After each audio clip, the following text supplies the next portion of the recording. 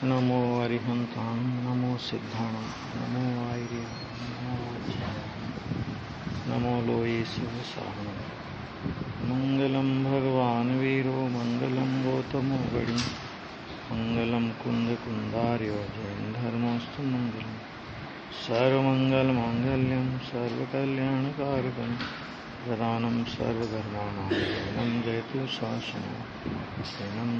शासनं सर्वव्यापैकचिद्रूप स्वरूपाय परात्मने सोपलब्धि प्रसिद्धाय ज्ञानानंदात्मने नमः। प्रवचन सार ज्ञेय तत्व प्रज्ञापन अधिकार गाथा नंबर 94। इस 94 नंबर की गाथा में स्व समय और पर समय का भेद निश्चित करके, मैंने कौन स्व समय है और कौन पर समय है, ये बात बता करके इस प्रकरण का उपसंहार आचार्य देव कर रहे हैं। टीका में कल यहां शुरू हुई थी चर्चा अपनी,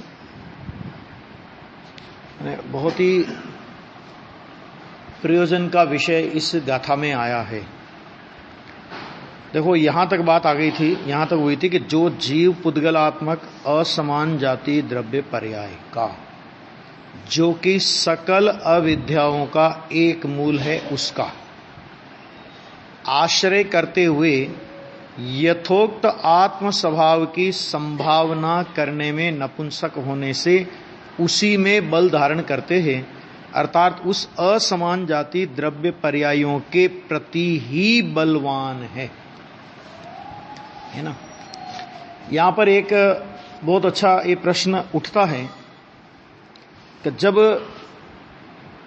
टीका में 2 प्रकार की पर्यायों की चर्चा की आचार्य ने 92 नंबर की गाथा में,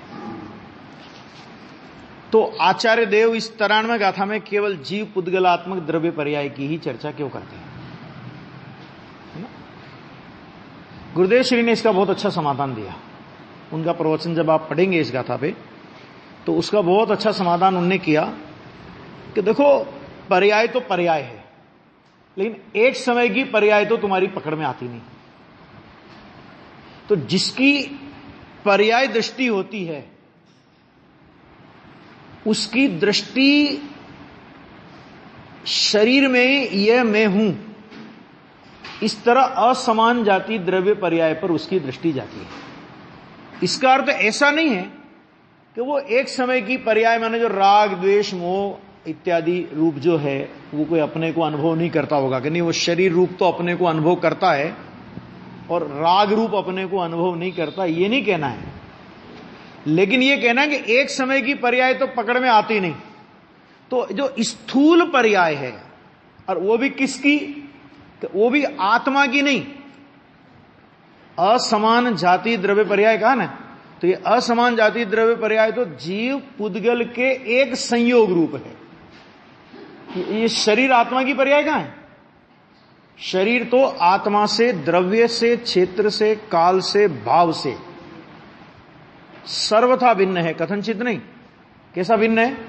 कि सर्वथा भिन्न है।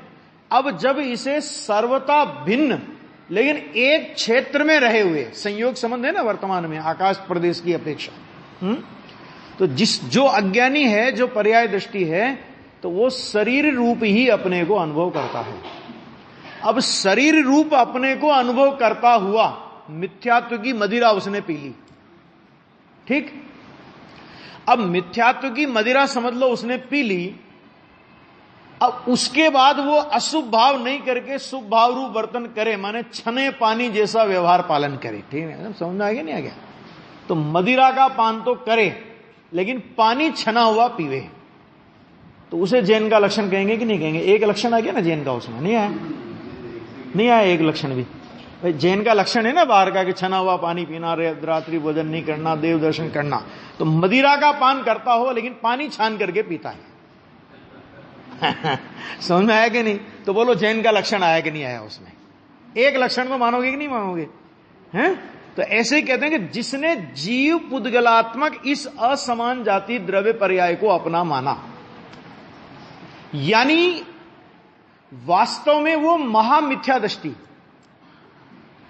उसमें एक बात लिखी ना कि आत्म स्वभाव की संभावना करने में नपुंसक होने से, मतलब क्या कि जिसने इस असमान जाति द्रव्य पर्याय को अपना माना वो आत्म स्वभाव का आश्रय नहीं कर सकता कभी भी। ठीक है, अब आत्म स्वभाव का आश्रय नहीं कर सकता, इसका मतलब क्या हुआ कि धर्म किसका नाम है? कि भाई धर्म तो आत्म स्वभाव के आश्रय का नाम है। तो आत्म स्वभाव का आश्रय नहीं कर सकता, इसका मतलब क्या हुआ कि वो जीवन में कभी धर्म नहीं कर सकता जब तक ये मान्यता रहेगी। ठीक है, क्यों? क्योंकि आत्म स्वभाव का आश्रय करने में नपुंसक ये शब्द का प्रयोग किया आचार्य देव ने। संस्कृत टीका में क्लीब शब्द का प्रयोग किया है ना। मैंने आत्मा में अनंत शक्तियों में एक वीर्य नाम की शक्ति है, अनंत ज्ञान, अनंत दर्शन, अनंत सुख, अनंत वीर्य। तो उसमें क्या लिखा कि स्वरूप रचना की सामर्थ्य रूप वीर्य शक्ति, माने पर्याय में सम्यक दर्शन, सम्यक ज्ञान और सम्यक चारित्र की रचना। स्वरूप रचना माने त्रिकाली स्वभाव को रचना नहीं है, त्रिकाली स्वभाव को बनाना नहीं है। तो स्वरूप रचना का मतलब क्या कि स्वरूप रचना का मतलब यह कि जैसा स्वभाव है श्रद्धा ज्ञान चारित्र में, उस स्वभाव की वैसी स्वीकृति होकर पर्याय में उस शुद्धता का परिणमन हो जाना। स्वभाव तो शुद्ध है, लेकिन स्वभाव के शुद्ध होने से भी ज्यादा महत्व, अभी सुनना जरा थोड़ी बात को इसको, कि स्वभाव के शुद्ध होने से भी ज्यादा महत्व शुद्ध के स्वीकार का है। समझ आ गई नहीं क्या? क्योंकि निगोदिया का स्वभाव भी शुद्ध है। समय सार नियम सार की 47-48 नंबर की गाथा में कुंद आचार्य देव ने यह कहा कि जैसे जन्म जरा मरण से रहित 8 गुणों से अलंकृत सिद्ध परमात्मा सिद्धालय में विराजमान है, वैसे भवलीन संसारी जीवों को जानो। मतलब क्या कि उनका त्रैकालिक द्रव्य स्वभाव, प्रत्येक आत्मा का शुद्ध द्रव्य स्वभाव, जैसी पवित्रता सिद्ध को प्रकट हुई वैसी पवित्रता का पिंड है। तो पवित्रता का ऐसी पवित्रता का पिंड होने पर भी आज तक अनंत कष्ट क्यों उठाता रहा कि पवित्रता का पिंड तो है लेकिन पवित्रता के पिंड को स्वीकार नहीं किया। पवित्रता के पिंड को स्वीकार करे और पर्याय में पवित्रता प्रकट ना हो, ऐसा कभी हो नहीं सकता। और उस पवित्रता के पिंड को स्वीकार नहीं करे, अर्थात यही मैं हूं ऐसा श्रद्धा ज्ञान और आचरण नहीं करे और इसके अलावा कुछ भी करे और परिणति में पवित्रता प्रकट हो जाए, कहते ऐसा कभी नहीं हो सकता। ख्याल में है? तो वो यहां पे कहा कि जिसने उस असमान जाति द्रव्य पर्याय को अपना माना, तो वो आत्म स्वभाव का आश्रय करने के लिए वो अयोग्य है, वो आत्म स्वभाव का अवलंबन कर ही नहीं सकता है। तो फिर कैसा है वो जीव? कहते वो अब देखो,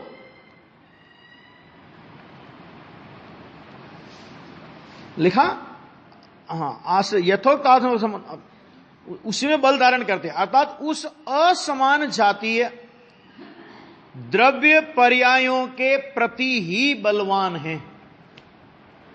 ख्याल में आएगा नहीं है? उसी के प्रति बलवान है। और होता है अपने भी देख लो।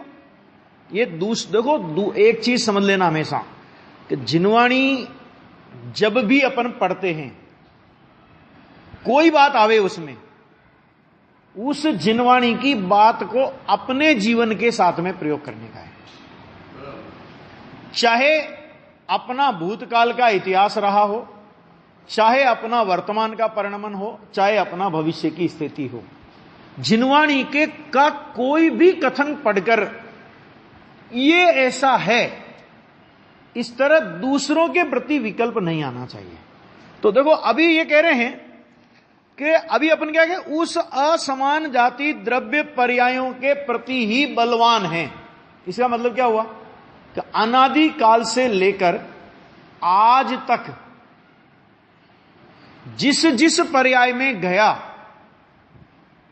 उस पर्याय रूप अपने को अनुभव करके अपनी जिंदगी पूरा करके आ गया। माने इतना निश्चिंत है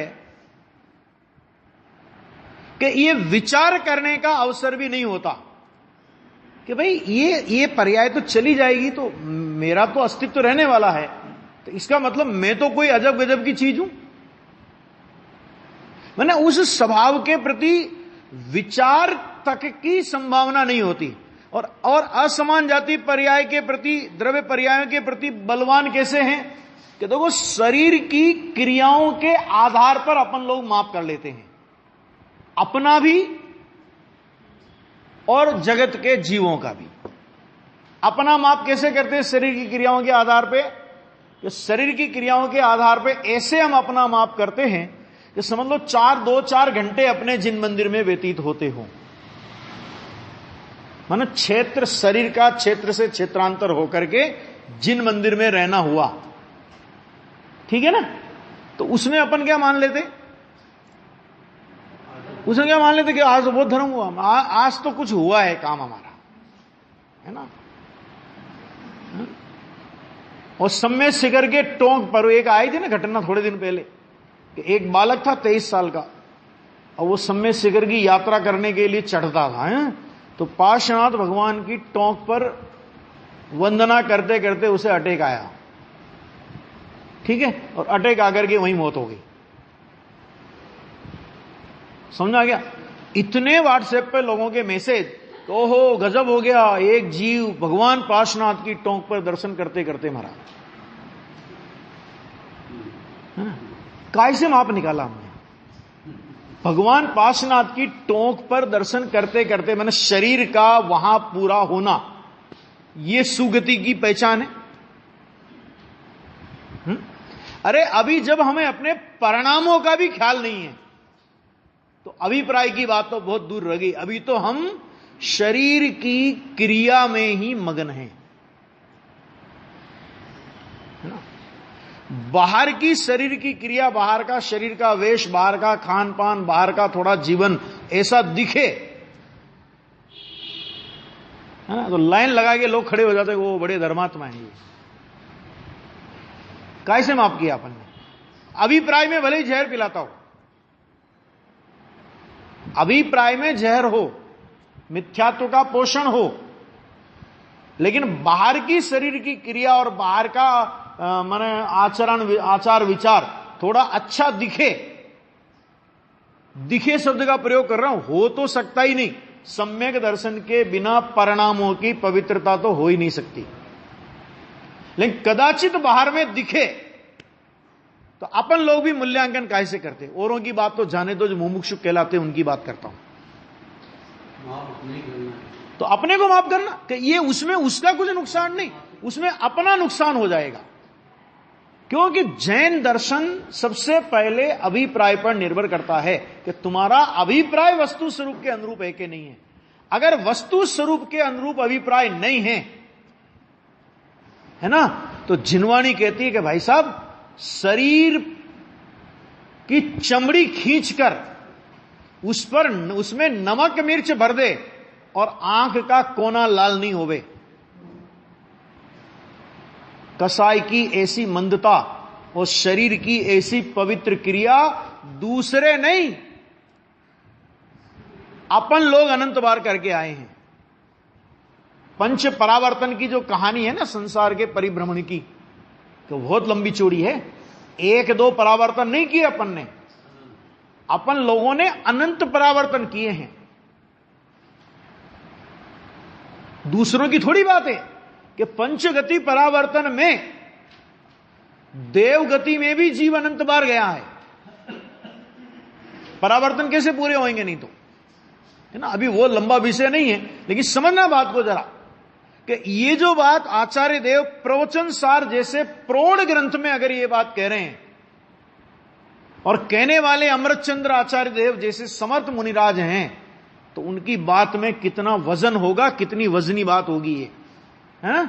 कि शरीर, अभी अपन भगवान की पूजा में रोजाना बोलें कि जड़ चेतन की सब परिणति प्रभु अपने अपने में होती है। वो लोग बोलते हैं, माना कितनों ने अपन लोगों ने? अपन लोगों की सोचो, औरों को नहीं देखना, अपन ने माना कितना? कि अपन ने बहुत जोर शोर से पूजा कराई और सारी 1500 2000 की सभा हो और जोर शोर से पूजा कराई और सारी सभा मंत्र मुग्ध होकर के पूजा में मग्न हो गई कि वाह क्या राग, क्या लय, क्या झांझ मजीरा। समझ में आ गया कि नहीं आ गया? और भाई साहब बाहर निकले, अपन लोग पूजा करा करके बाहर निकले, किसी आदमी ने प्रशंसा का एक शब्द नहीं बोला।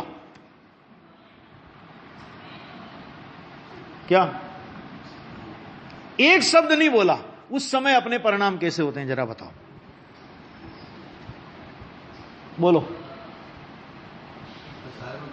है, हमने इतनी मेहनत की, इतनी जोर जोर से हमने गा के बजा के और सब इतना सब किया, भले एक शब्द कोई बोलने वाला नहीं है। और जरा किसी ने बोल दिया, वाह साहब आपकी तो लय जोरदार है, आपने तो जोरदार पूजा कराई। तो मैं आपसे पूछता हूं, ये प्रशंसा किसने, किसकी की? उसने, आपने पूजा जोरदार कराई, माने ये प्रशंसा किसकी हुई? ये भाषा वर्गणा की प्रशंसा हुई। आवाज है ना, ये प्रशंसा हुई भाषा वर्गणा की। और माना क्या इस जीव ने? वाह, है ना? वो भाषा वर्गणा की प्रशंसा हुई और ये उस प्रशंसा में ये जीव फूल गया। इसका मतलब ये हुआ कि इसने अपने को भाषा वर्गणा माना। ये है इसका मतलब। असमान, वो भी असमान जाति आ गया ना, शरीर में भाषा मन सब आ गया कि नहीं आ गया? 10 लक्षण पर्व हो और 10 लक्षण पर्व में उपवास करके मंदिर में बैठे, अब कोई अपने से पूछे ही नहीं,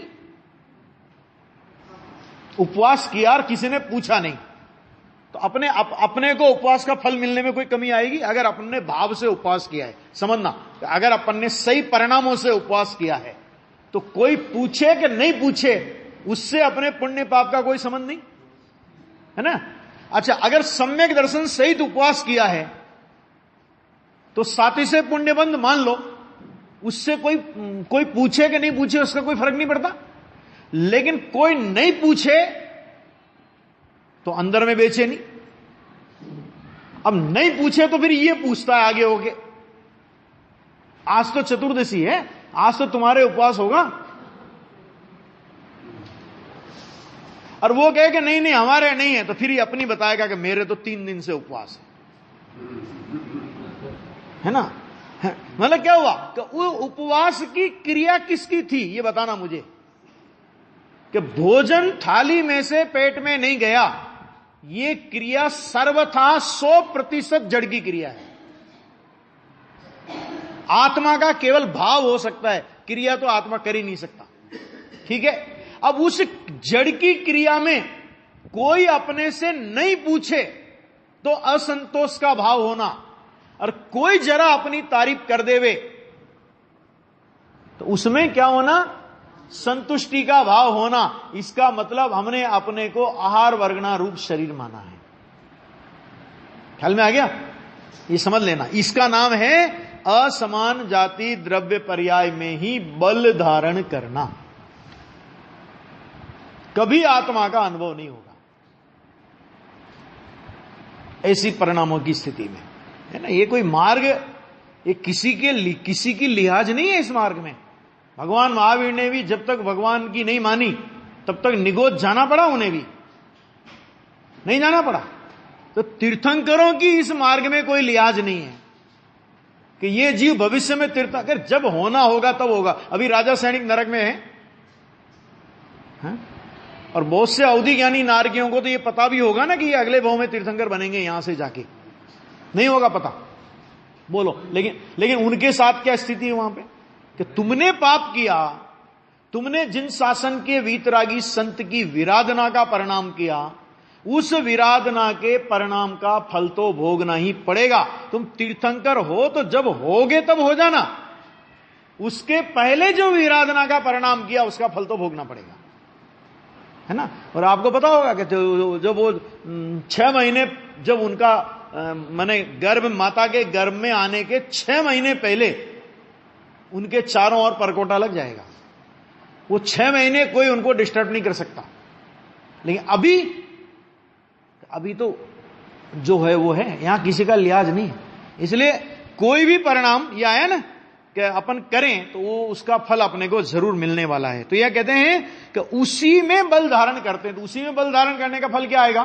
तो उसी में बल धारण करने का मतलब निगोद उसका फल है, अर्थात उस असमान जातीय द्रव्य पर्यायों के प्रति ही बलवान है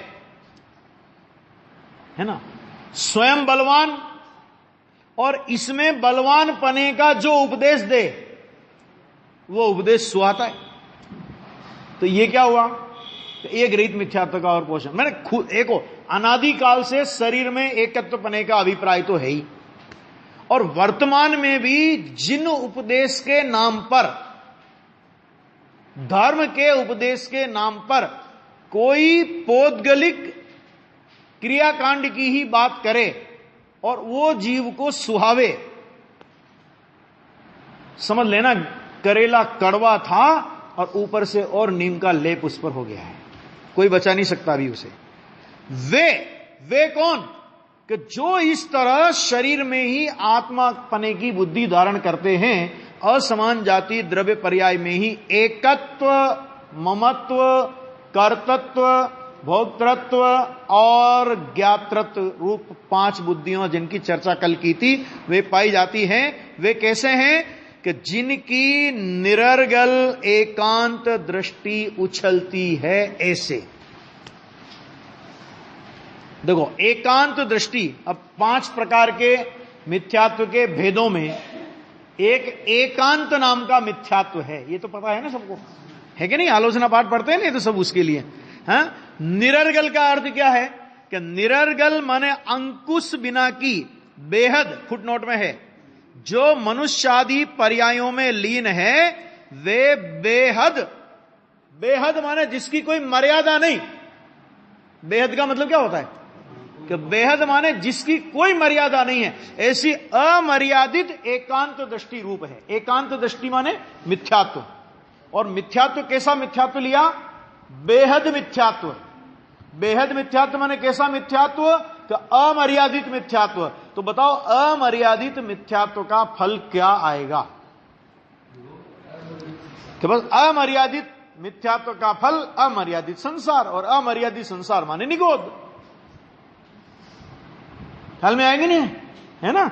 हाँ, ये समझ लेना भाई। क्या निरर्गल एकांत दृष्टि उछलती है, ये एकांत दृष्टि कहा उसे, है ना? आगे, यह मैं मनुष्य ही हूं, यह मैं मनुष्य ही हूं, मेरा ही यह मनुष्य शरीर है, मेरा ही यह मनुष्य शरीर है। कौन कौन सी 2 बुद्धियां आई इसमें? अभी मैं इस प्रकार, मैं देखो ये लिखा ना, यह मैं मनुष्य ही हूं, अहम बुद्धि, अहम बुद्धि, मेरा ही यह मनुष्य शरीर है, ममकार बुद्धि। और जहां अहंकार और ममकार है वहां कर्तृत्व, भोक्तृत्व आदि की बुद्धियां अपने आप आ जाती है। क्या मतलब? कि मैं इस शरीर, जब अपने को शरीर माना और अपना शरीर माना, क्या कहा? अपने को शरीर माना और अपना शरीर माना, तो उन शरीर के कार्यों का कर्ता धर्ता किसी दूसरे को मानेगा? आ गया कि नहीं आ गया? तो सारी विपरीत। और ऊपर आ गया ना, ऊपर आ गया ना, ऊपर क्या लिखा? देखो ऊपर शब्द क्या आया था? कि सकल अविद्याओं का एक मूल, ये शब्द आ तो गया ऊपर। तो अविद्या कहो कि मिथ्या दर्शन, मिथ्या ज्ञान, मिथ्या चारित्र कहो, वो सब आ गया, उसमें बचा क्या है? आ गया। बहुत मुश्किल से जीव को सत्य समझने का अवसर आता है ना? सुनने का योग मिलना, सत्य बात सुनने का योग मिलना, कंटाला आ जाए उसमें। अरे ऐसा भी, अरे भाई वस्तु स्वरूप क्या है, पूर्वाग्रह छोड़ दो पहले और अपनी वस्तु स्वरूप को समझो, ये कह रहे हैं यहां पे। हाँ, तो आ गया भाई, आ गया। वे जिनको निरर्गल एकांत दृष्टि उछलती है। देखो इसके लिए एक और शब्द का छड़ाला में प्रयोग किया, बहुत अच्छा। मिथ्या चारित्र के स्वरूप का वर्णन किया दूसरी डाल में, किया ना मिथ्या चारित्र के स्वरूप का वर्णन। तो वहां पर क्या लिखा, आत्म अनात्म के ज्ञानहीन जे जे करणी तन करण क्षीण। क्या लिखा, आत्मा और अनात्मा के ज्ञान से हीन, माने जिसे आत्मा क्या है और अनात्मा माने पर द्रव्य क्या है ना, इन दोनों का भेद ज्ञान जिसको नहीं है, आत्म अनात्म के ज्ञानहीन जे जे करनी। अब जे जे करनी में लगा लो हिसाब किताब कितना, कि 9वें ग्रेवक जाने योग्य शुभ भाव और शरीर की क्रिया, वैसा पंचम काल में भाव कोई कर नहीं सकता। सब क्या है, तो उन्होंने कहा तन करण छीण, कि शरीर को तो छीण कर देगी वो, लेकिन आत्मा में से कसायों को छीण नहीं करेगी। तो क्या करेगी, कि शरीर को छीण करेगी और मिथ्यात्व को पुष्ट करेगी। इष्टोपदेश में एक गाथा है पूज्यपाद स्वामी की, उनने लिखा कि जिससे आत्मा पुष्ट होता है उससे शरीर क्षीण होता है, और जिससे शरीर क्षीण होता है उससे आत्मा पुष्ट होता है ना। ये ज्ञानी के लिए।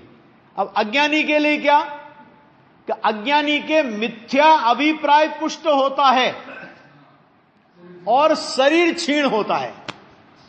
मतलब क्या, कि वो जितनी जितनी शरीर की क्रियाएं करके अपने को उतना उतना बड़ा धर्मात्मा मानेगा। शरीर की क्रियाएं करके, ये भाषा के शब्द हैं, करके माने होती हुई क्रियाएं तो करेगा वो भी नहीं, लेकिन बोलने में आता है ऐसा, तो उससे वो अपने को धर्मात्मा माने। तो जहां धर्मात्मा माना या ये क्रियाएं मैं कर सकता हूं, कि ये मिथ्यात्व का महापाप साथ में बन गया। और जो मिथ्यात्व का महापाप साथ में बंधा, बंधने वाले पुण्य से अनंत गुना पाप होता है। कसाई की कदाचित मंदता हो तो शुभ कसाई की मंदता में पुण्य, आघाती कर्मों में पुण्य प्रकृतियां तो बंध गई, मिथ्या दृष्टि को भी अगर नहीं बंधे तो 9वें ग्रह में कैसे जाए। तो आघाती कर्म में तो पुण्य प्रकृतियां बंध गई, लेकिन साथ में क्या बंधा, कि साथ में मिथ्यात्व का महापाप बंधा। और वो पाप कैसा है, वो पाप कैसा है, कि देखो उस मंद कसाय से बंधने वाली प्रकृतियों के फल स्वरूप ग्रेवक में जाए तो 31 सागर की आयु भोगेगा, और वो जो मिथ्यात्व के परिणाम से जो पाप बंधता है, कि वो पाप एक समय के मिथ्यात्व से बंधने वाला पाप 70 कोड़ा कोड़ी सागर तक का हो सकता है। अब बताओ आप कितना दम है उसमें, तुम्हारे पुण्य में। क्या कहा महावीर जी, आया समझ में कि नहीं है? 70 कोड़ा कोड़ी सागर तक का मिथ्यात्व बंध जाएगा, तीव्रता में आ गया तो।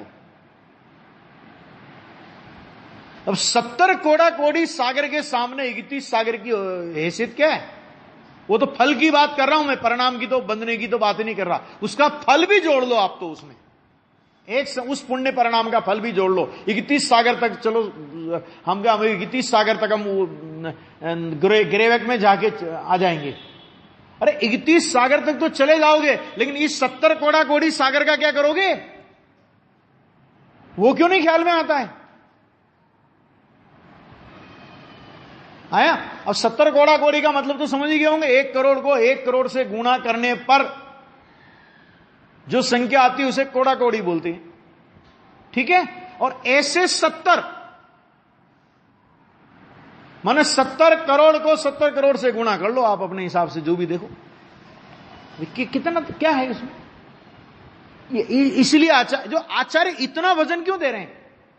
वो दे रहे हैं कि तेरे पास समय लिमिटेड है। त्रस पर्याय कितने सागर की मिली बोलो? 2000 सागर की मिली। अब 2000 सागर की त्रस पर्याय में से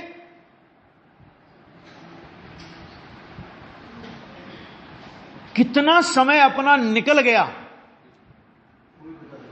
ये तो कोई पता नहीं है ना। ये नहीं हो सकता कि ये त्रस पर्याय का अंतिम भव हो, नहीं हो सकता ऐसा, हाँ, कि ये त्रस पर्याय का अंतिम भव हो तो कितना शुभ भाव हम कर लेंगे, हमें निगोद जाने से रोक लेगा वो। अंतिम भव हुआ, हाँ, तो यही होता है ना। देखो, रविसेन आचार्य ने एक बहुत बढ़िया बात कही थी पद्म पुराण में। क्या कही थी? कि जब वो विभीषण रावण का साथ छोड़ करके राम की ओर आने लगा, तो राम के भी गुप्तचर थे, तो उनने कहा कि साहब वो विभीषण आपकी ओर आ रहा है और उसके साथ सेना है। तो राम जी ने कहा कि कोई बात नहीं, वो आता है, आ जाने दो उसको, यहां रहता है, कोई बात नहीं, अपने साथ रहता है, रहने दो, लेकिन तुम उसके प्रति सदैव सावधान रहना, क्योंकि जल के और कुल के मिलते देर नहीं लगती। क्या कहा? जल के और कुल के मिलते देर नहीं लगती, इसलिए सावधान रहना। तो अपन ने सोचा कि वाह, अरे उसमें कितनी बड़ी बात कह गए वो आचार्य रविसेन महाराज। वो ये कह गए कि ये पुण्य परिणाम भी हो ना, कि इसके प्रति भी तुम सावधान रहना। आता है आने देना, रहता है रहने देना, ज्ञानी से कह रहे हैं, उसके प्रति तुम सावधान रहना। क्यों? क्योंकि जल के और कुल के मिलते देर नहीं लगती। पुण्य और पाप ये क्या है कि एक ही चांडालिनी के गर्भ से उत्पन्न हुए जुड़वा बेटे हैं। नहीं लिखा समय सार में? जैसे कहू चांडाली जुगल पुत्र जने तीनी, एक दिनो बामन को एक घर राख्यो है। बामन कहायो तीने मध्य मांस त्याग कीनो, चांडाल कहायो तीने मध्य मांस चाख्यो है ना। ये शब्द कह करके क्या कहा उनने अंत में? कि ये क्यों हुआ? कि जाति भेद का भ्रम। क्या कहा? जाति भेद के भ्रम से ऐसा हुआ, माने जाति भेद का भ्रम हो गया। और रामचंद्र जी बहुत चतुर थे, उनने विभीषण से अपना काम निकाला। विभीषण की क्यों? क्योंकि रामचंद्र जी को तो पता नहीं लंका की स्थिति क्या है, तो विभीषण से अपना सारा काम निकाला, सारा माने उसका पूरा साथ लिया। और साथ रहने के बाद जब रामचंद्र जी अयोध्या आने लगे तो विभीषण को कहां का राज्य दिया? कहां का राज दिया बताओ? कि लंका का राज दिया, है ना। तो ये जो मंद कसाय के परिणाम है ना, ये इनकी उपयोगिता केवल इतनी, कितनी कि तुम तत्व ज्ञान सुन सकते हो, समझ सकते हो, विचार कर सकते हो, और विचार के आगे का काम तो शुद्धो भाव करेगा। बस इतना काम है इनका। इनसे इतना काम लेकर अपने आत्मा राम में आने पर इन आश्रव भावों को लंका का राज्य ही देने योग्य है। अर्थात इनको आश्रव के खाते में खतो नहीं योग्य है, ये समझना। आगे देखो, तो वो यहां पे कह रहे कि यह मैं मनुष्य शरीर हूं, मेरा ही यह मैं यह मनुष्य ही मेरा ही मनुष्य शरीर है। इस प्रकार अहंकार ममकार से ठगाए जाते हुए, क्या कह रहे हैं? ठगाए जाते हुए फिर भी आनंद मना रहा है। कोई आदमी की जेब कट गई, कि कितना गमा? कि साहब 1 लाख रुपए की जेब कट गई। और जेब कटने के बाद भी वो आनंद मना रहा है। कि क्यों आनंद मना रहा है? अरे लोगों को पता तो लगा कि मेरे पास 1 लाख रुपए थे। क्या, किस बात का आनंद मना रहा महावीर जी? मेरे लोगों को पता ही नहीं कि मैं पैसे वाला हो गया हूं आजकल, है ना। मान लो पहले दरिद्र रहा हो, गरीब रहा हो, अभी पैसे वाला हो गया हो, तो पता नहीं पड़े लोगों को, है ना। तो वो जेब कट करके 1 लाख रुपए की जेब कटी, तो वो जेब कटा करके भी आनंद मना रहा है। लोगों को पता तो लगा कि मेरे पास 1-1 लाख रुपए तो मैं जेब में रखता हूं, तो समझते क्या हो मुझे? हाल में है कि नहीं है? ये उस मूर्ख जैसी दशा है, हैं? ठगाया जाता हुआ आनंद मना रहा, मजे आ रहे हैं उसमें। ठगाए जाते हुए अविचलित चेतना विलास मात्र। वाह, शब्द भी कितने गजब गजब के लाते हैं आचार्य देव। कितने शब्द गजब के हैं। अविचलित चेतना विलास मात्र। चेतना विलास मैंने चेतना में आनंद की मौज। और कैसी आनंद की मौज कि अविचलित, कि एक बार उस अतीन्द्रिय आनंद की धारा चालू हुई, अब उस धारा में कभी विघ्न पड़ने वाला नहीं है। ऐसी चेतना विलास मात्र आत्म व्यवहार से च्युत होकर। आत्म व्यवहार किसे कहा? देखो नीचे फुटनोट में देखो, बहुत बढ़िया अर्थ किया है। आत्मा रूप वर्तन, व्यवहार माने वर्तन, तो आत्मा रूप वर्तन। आत्मा रूप वर्तन माने क्या मतलब? कि हम आत्मा हैं, अपने को आत्मा माने, अपने को आत्मा जाने और आत्मा रूप ही आचरण करें। इसका नाम है आत्मा रूप वर्तन। आत्मा रूप कार्य। बोलो, आत्मा रूप कार्य में क्या आएगा? राग आएगा, पुण्य आएगा, पाप आएगा या वीतरागता आएगी? वीतरागता आएगी, क्योंकि राग पुण्य पाप ये आत्मा का कार्य कहां है? ये तो आत्मा की शांति के लुटेरे परिणाम हैं। इनके लिए आचार्य देव कहते हैं कि ये आत्म तिरस्कारी वृत्तियां हैं। आत्मा का तिरस्कार करके ये वृत्तियां पैदा होती है। आत्म व्यवहार यानी आत्मा का कार्य क्या? कि जो आत्मा के आश्रय से प्रकट हो वो आत्मा का कार्य। किसके आश्रय से प्रकट हो? आत्मा के आश्रय से। तो आत्मा के आश्रय से राग होगा कि वीतरागता होगी? आत्मा के आश्रय से मिथ्या दर्शन होगा कि सम्यक दर्शन होगा? आत्मा के आश्रय से मिथ्या ज्ञान होगा कि सम्यक ज्ञान होगा?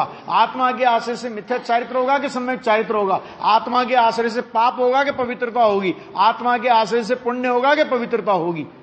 बोलो, नक्की तो करो। तो आत्मा का कार्य, आत्म रूप वर्तन माने आत्मा रूप कार्य, आत्मा रूप व्यापार। आत्मा रूप व्यापार क्या है? कि आत्मा ज्ञान और आनंदमय तत्व है, तो ज्ञान और आनंदमय परिणमन वो आत्मा का व्यापार है। भाई, आत्मा का जैसा स्वभाव है,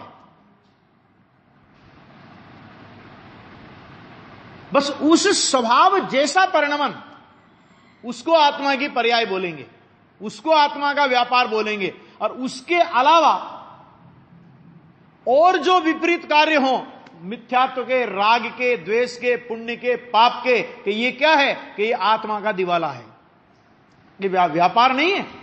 ये क्या है? ये कि ये आत्मा का दिवाला है। आया? तो ये यहां पे कह रहे हैं, क्या कह रहे हैं? कि आत्म व्यवहार से च्युत होकर। ये च्युत होकर में ऐसा लगता है कि पहले आत्म व्यवहार था अपने पास और फिर हम आत्म व्यवहार से च्युत हो गए, ऐसा है ना? च्युत होकर माने आत्म व्यवहार अर्थात निर्मल परिणति प्रकट नहीं करके। आत्म व्यवहार से च्युत होने का मतलब क्या? कि निर्मल परिणति को प्रकट नहीं किया है। समझ में आ गया? निर्मल परिणति प्रकट नहीं हुई, इसका नाम आत्म व्यवहार से च्युत होना। च्युत होने का मतलब यह नहीं है कि पहले वो था, निर्मल परिणति थी और बाद में उससे च्युत हुआ। अनादि से लेकर आज तक निर्मल परिणति प्रकट नहीं की, इसी का नाम आत्म व्यवहार से च्युत होकर। फिर क्या कहा?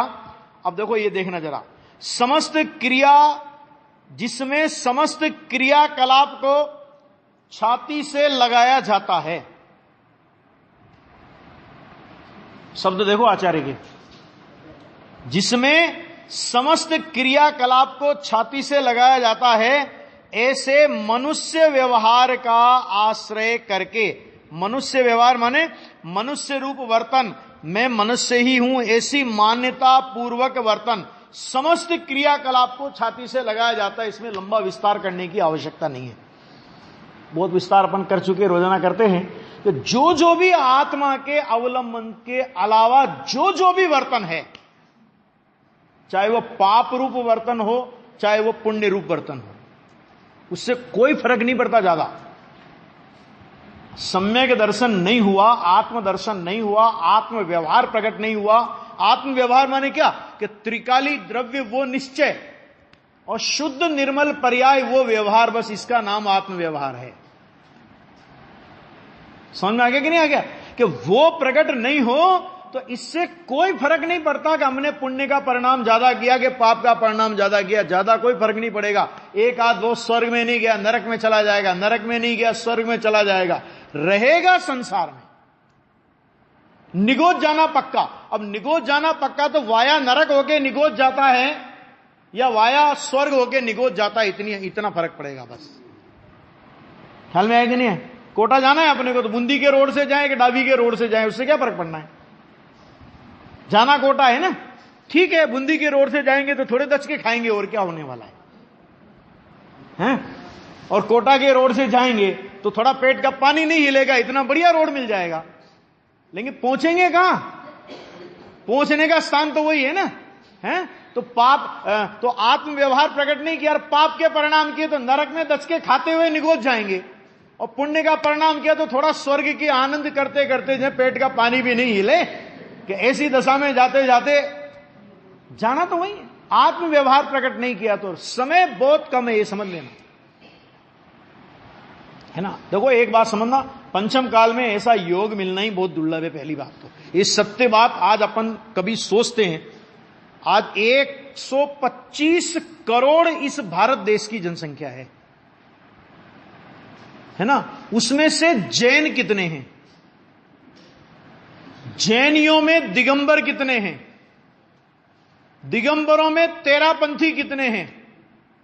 क्योंकि 20 पंथी वो तो अन्य मत जैसे ही, उनमें कोई दम नहीं है ना।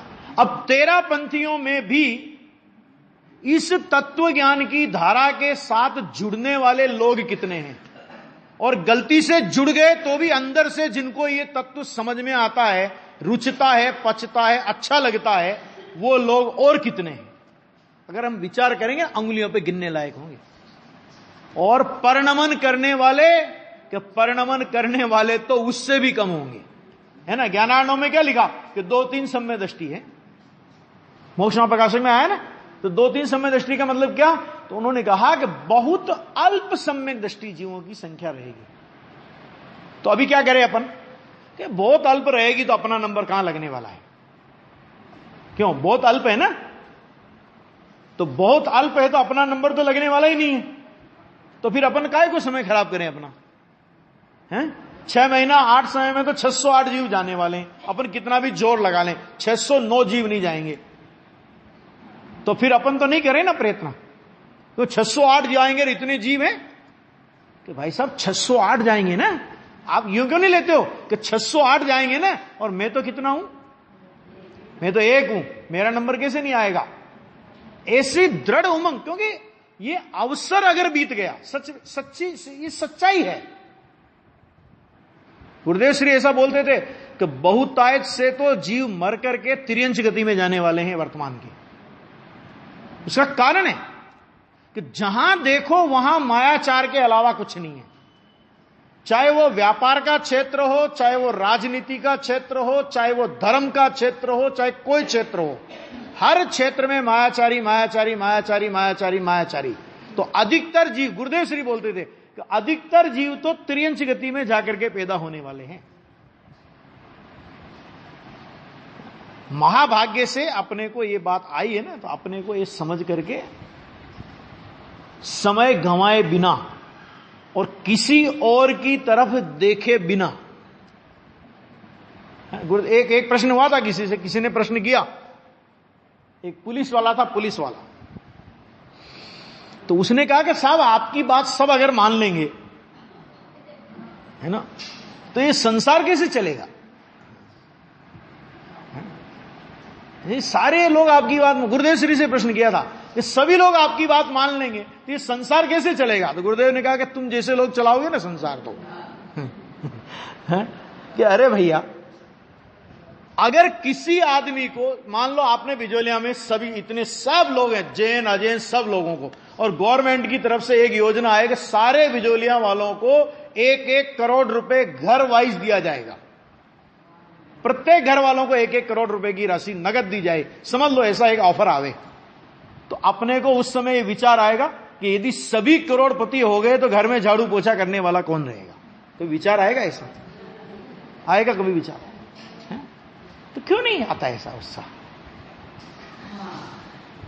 ये मेरे लिए जिनागम लिखा है आचार्यों ने, है ना? देखो कितना गजब लिखा, अविचलित, पूरा करता हूं, अविचलित चेतना विलास मात्र आत्म व्यवहार से चित होकर, अब इस बाकी के पैराग्राफ का अर्थ कल करेंगे, जिसमें समस्त क्रियाकलाप को छाती से लगाया जाता है, ऐसे मनुष्य व्यवहार का आश्रय करके, ध्यान देना, आश्रय करके माने मिथ्या दृष्टि, रागी द्वेषी होते हुए, माने राग और द्वेष सारे अवगुण आ गए ना, होते हुए पर द्रव्य रूप कर्म के साथ संगतता के कारण, मन पर द्रव्य रूप कर्म के साथ युक्त हो जाने से वास्तव में पर समय होते हैं, अर्थात पर समय रूप परिणमित होते हैं। ये पर समय की बात बाकी के कल अपन चर्चा करेंगे।